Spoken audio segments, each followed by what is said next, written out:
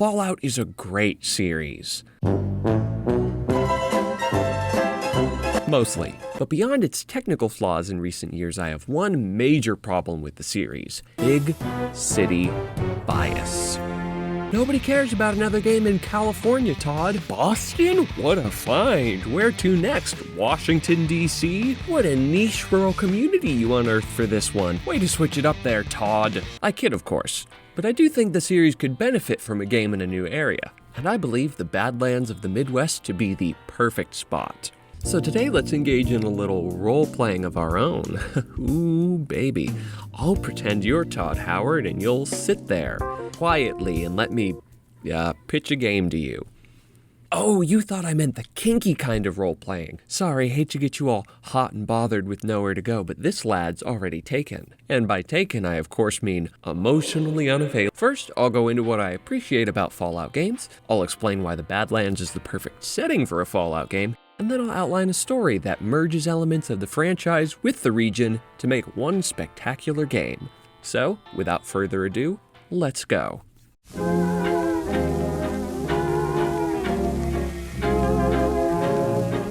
Part 1. What I love about Fallout.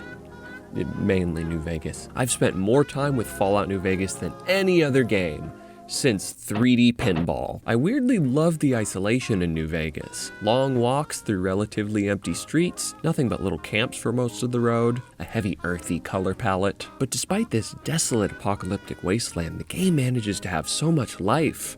You've got robot programmed to be just a bit too friendly, a nightkin that pops up and randomly tries to sell you tumbleweed, a cult that'll dress up like and impersonate Elvis Presley. The thing of it is, we don't even know what his name was. All the posters just referred to him as the King. The characters give the wasteland a sense of hope.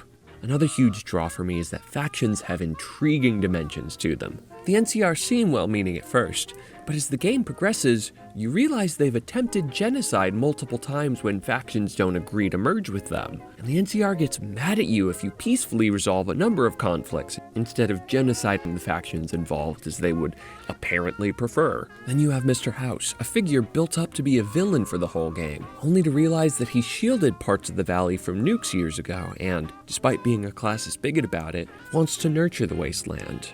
And finally, you have Caesar's Legion, a group that's taken on the form of ancient Rome, using slavery and fascism as a means of rebuilding society. While I'm vehemently disgusted with Caesar's Legion, I was shocked that its leader didn't just rant about, "Me want more power," like some sort of comic book villain. Rather, he sees the wasteland as proof that democracy's failed and cites Hegelian dialectics as a reason he thinks his structure's better for the future. The NCR has all the problems of the ancient Roman Republic. Extreme bureaucracy, corruption, extensive senatorial infighting. Just as with the ancient republic, it is natural that a military force should conquer and transform the NCR into a military dictatorship. It's Hegelian dialectics, not personal animosity. He's still wrong, and philosophers at a higher power level than me will tell you he misunderstands Hegel's dialectics. But the nuanced reasoning he provides is interesting, and it provides a moment to reflect on the ways democracy can lead directly to fascism if not carefully guarded against. Having nuanced factions to grapple with makes the experience incredibly engaging. Also, it's nice to see the game respectfully feature a workers' co-op in the West Side Cooperative, a community where the surplus value of their labor and decisions about the company are shared evenly among the farmers, not solely by a boss. Would be nice if we had more of those in real life without needing an apocalypse, but oh well. In summation, my love for the series stems from the incredibly nuanced storytelling and the diverse setting. Though I've mainly played New Vegas, it's clear these concepts run throughout most of the games. Now let's see how the Badlands fits into all this.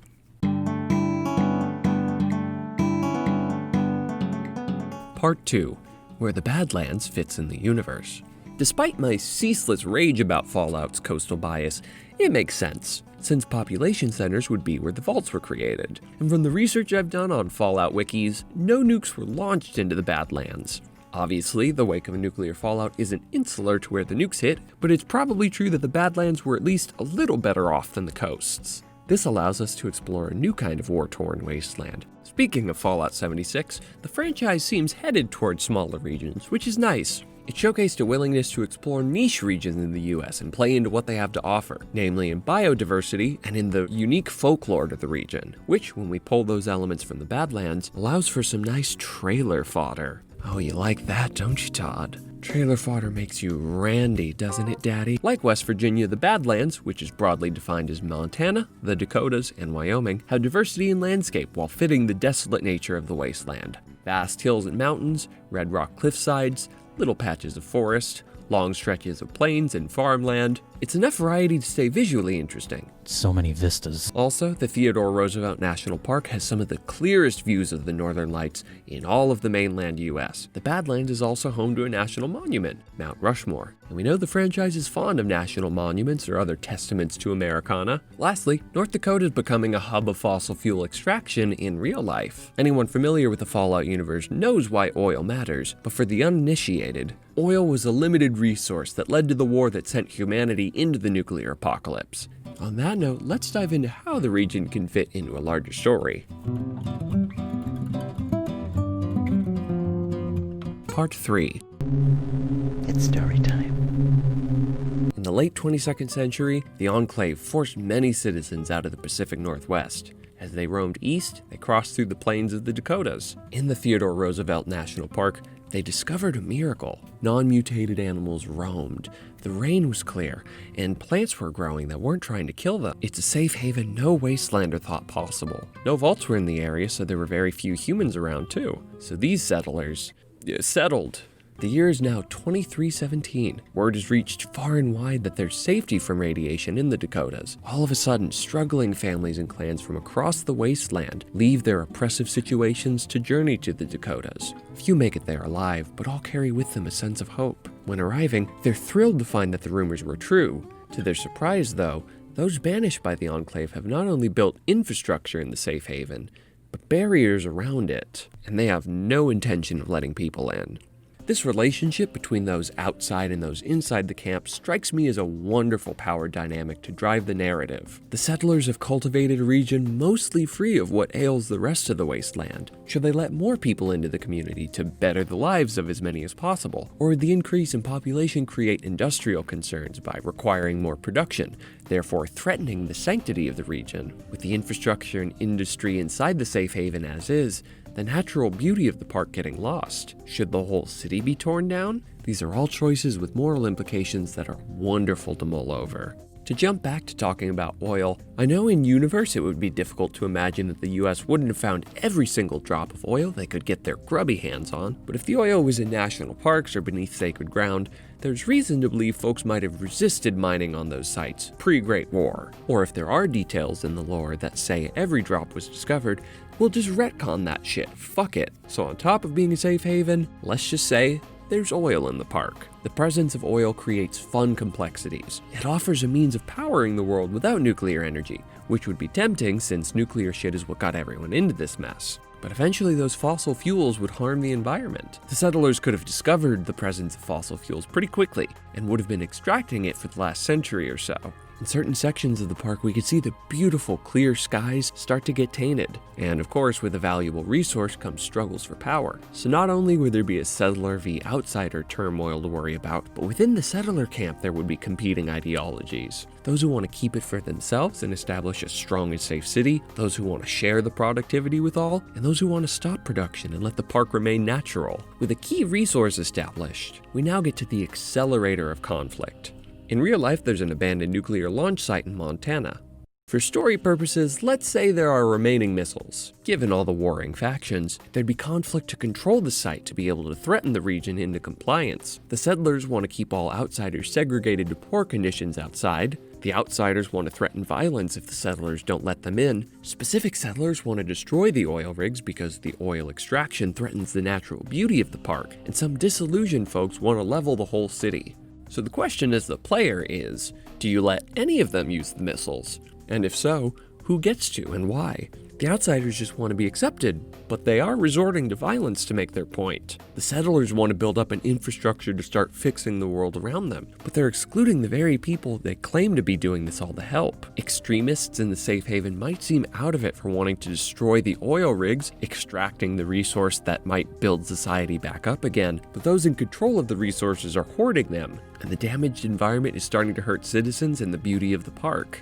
And those looking to blow up the whole area might sound extreme, but through a variety of quests and interactions, every faction would be revealed to have a dark side, giving validity to the nihilistic stance that no one deserves this paradise. The option would be there for the player to defuse the missiles, if that level of violence doesn't sit well with you. But this wouldn't stop the conflicts in the region. Some characters would not allow peace. There are hardline individuals in the settler camp that will never want the outsiders mixing in. There are folks in control of the oil rigs that will never want to stop production, and there are outsiders who only want to enter if the ones in power are gone. It's up to you to choose who leaves the situation unsatisfied.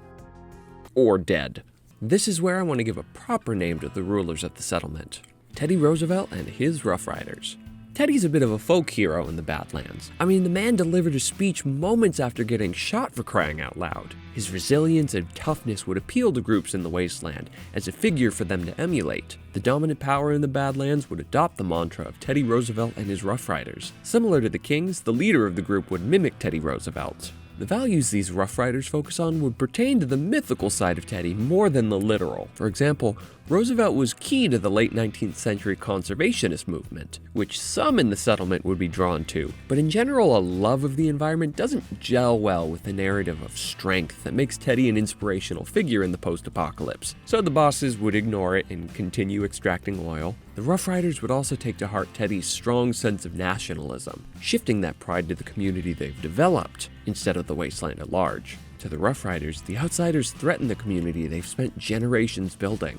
No amount of diplomacy could convince the higher-ups to change their minds. And if you can persuade low-ranking officers, Teddy would have them ousted immediately. In his eyes, they've strayed from the path. There would be ways to overthrow the Rough Riders, but the battle would be difficult. To combat the group and win, you couldn't do it alone, outside of using the missiles to destroy their strongholds, but that comes with its own consequences as we discussed. You would instead have to convince every other group in the region to fight against the Rough Riders. Once overgrown, either a group would have to replace the Rough Riders as the leaders of the settlement, or you would have to convince everyone to live peacefully, which would require good standing with all groups.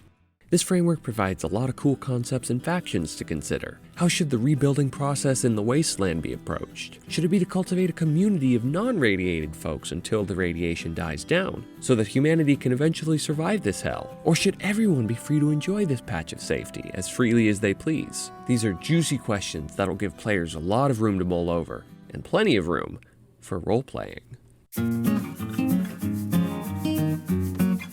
Part 4.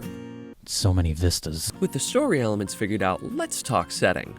Outside of broad descriptions of landscape, I want to highlight a few specific settings to throw into the mix. Sitka Hollow is a state park with naturally glowing red rocks and tree stumps that glow in the dark. Nice and spooky little patch there.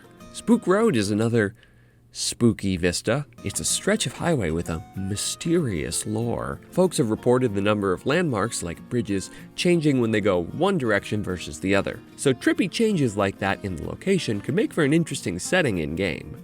Next, there's a 2,300-acre garden dedicated to peace between Canada and the US. This space offers a gorgeous locale and can help establish the damage the oil fields are having. The center could remain intact while the outskirts are slowly dying, as the smog draws closer. A throwback for Fallout fans, there's a dam in the Badlands. Though not the focus of this story, controlling the dam could be a quest line as factions jockey for power. There's also an old prison in Montana. As is sadly true of many prisons, this one had a violent and abysmal history. The Rough Riders could easily turn this back into a functioning prison, and it could have the same horrendous culture and condition as the original. While not a pleasant vista in the way that the mountain ranges are, this offers a unique location with some baked-in quest possibilities, like riots, deciding to favor the inmates or the power structure, ghosts of the undead, fun shit like that. That sums up the specific locations the region has to offer, so let's finish by unpacking the regional lore.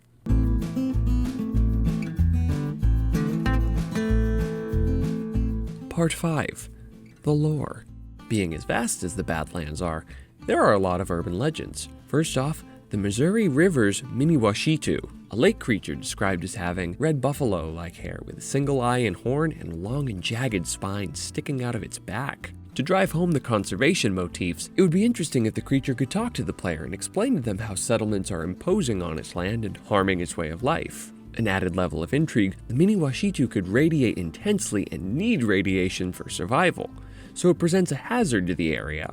When everyone else is trying to clean up the wasteland, here we have a creature that needs it for sustenance. The player then has a choice: protect this creature's habitat or the people's safety.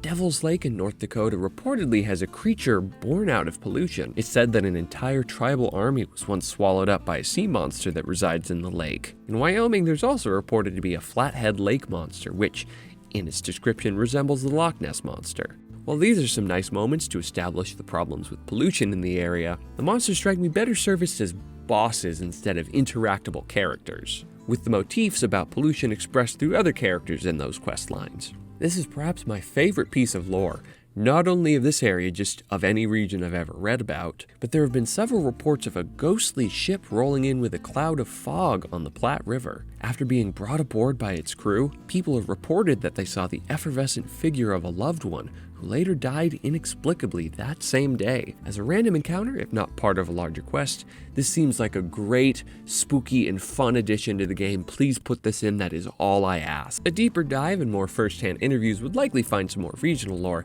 but those are a few that stuck out to me. With that all wrapped up, let's get to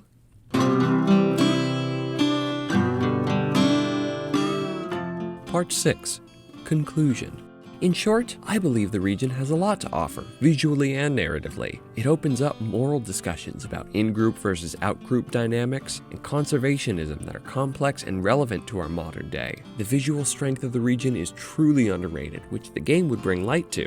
There are some wonderfully weird creatures in equally weird locations, the hammer home motifs mentioned earlier. And, most importantly, all of these elements combine to make a Fallout game that would be fundamentally unique and extremely rewarding experience. So Todd, Daddy, let this pitch inspire you to scrap whatever MMO, live service you had planned for the next Fallout game and instead do what I, a random dweeb on the internet, said you should do. The shareholders will love to hear that rationale. Thanks for watching, everyone. If you enjoyed the video, be sure to toss me a like and subscribe down below, ringing that little bell so you can know the exact nanosecond I post a new video. What regions would y'all love to see the Fallout series adventure to? Let me know in the comments down below. Thanks, everyone, and I'll see you next time.